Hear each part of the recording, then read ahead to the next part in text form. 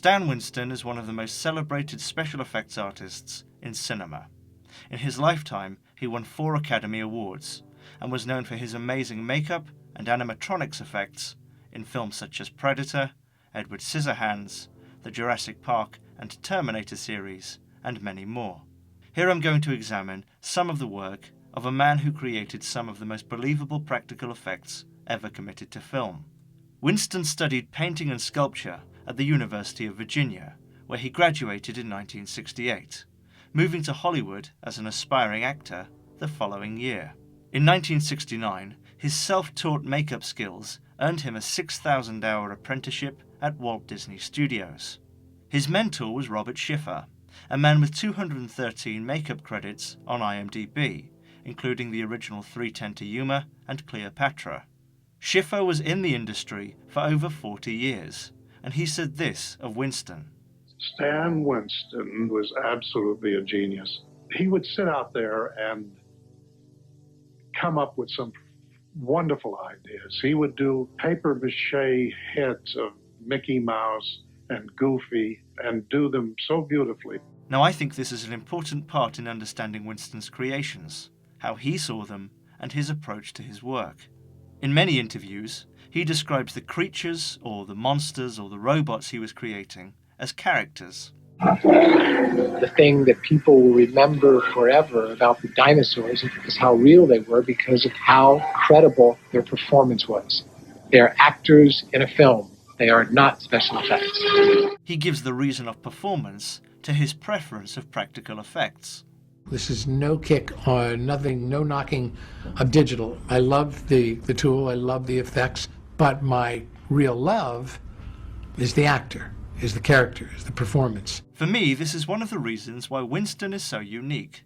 He came to his art not only as an SFX guy, but also as an actor, as a screenwriter, as a director.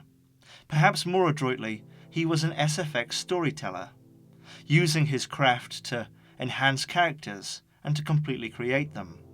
In 1972, Stan Winston established his own studio, Stan Winston Studio.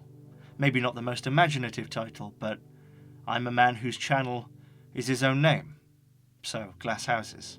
Anyway, Winston immediately got a job doing the makeup for made-for-TV film Gargoyles. Here it is.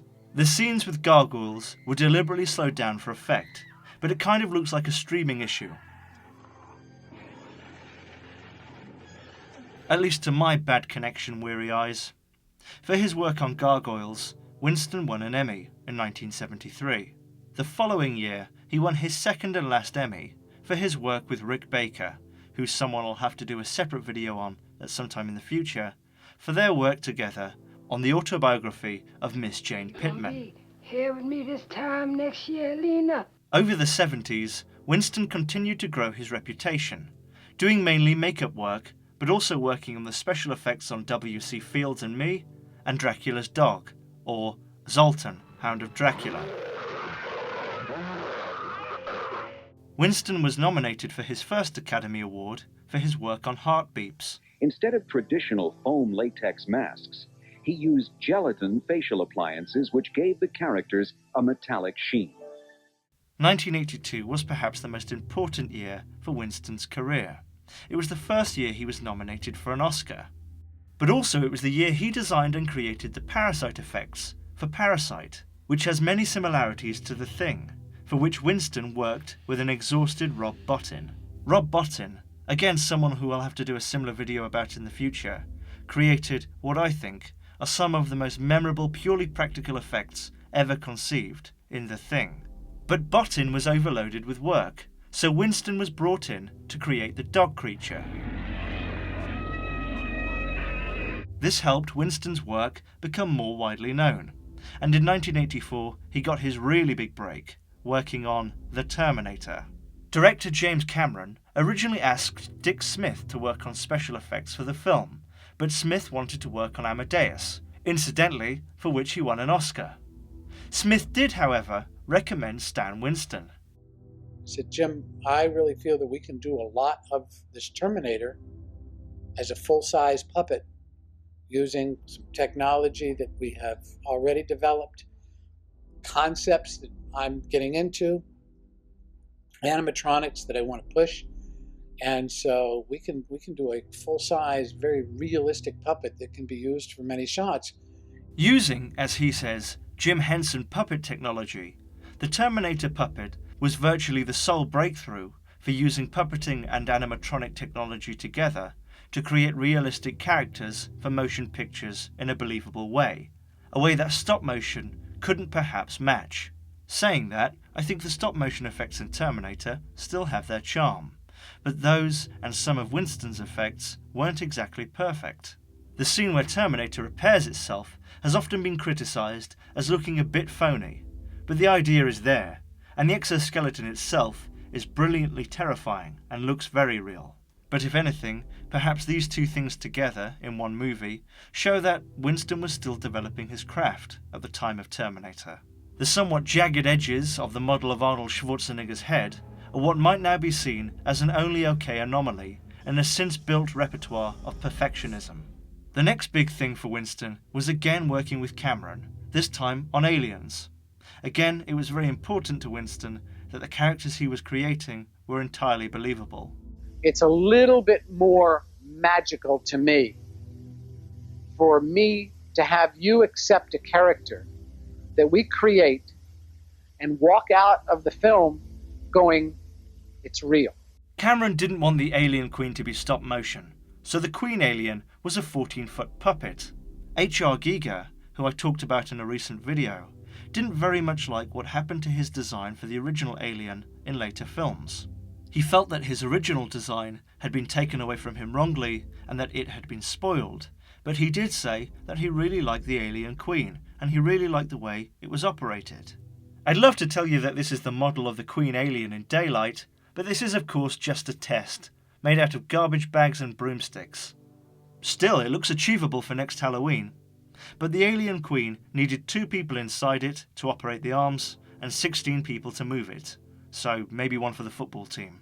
In 1988, Winston directed his first film, Pumpkinhead, the creature of which was designed by Alec Gillis and Tom Woodruff Jr., who, that same year, would go on to found Amalgamated Dynamics and become special effects geniuses in their own right. I talk more about them in my video of The Thing, 2011. Winston thought Pumpkinhead was small enough to make his directing debut, and I think a large motivation was probably to allow the next generation in his own studio to move up and create and design a monster for him as a client. I also think a large motivation for making Pumpkinhead was for fun. He had a reputation for being very chilled out on set and very humorous.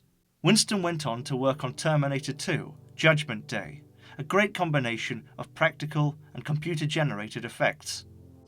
The direction we took was that when the T-1000 was hurt or destroyed, when the image was created, we would create it. If something appears in that moment, we'll do it live.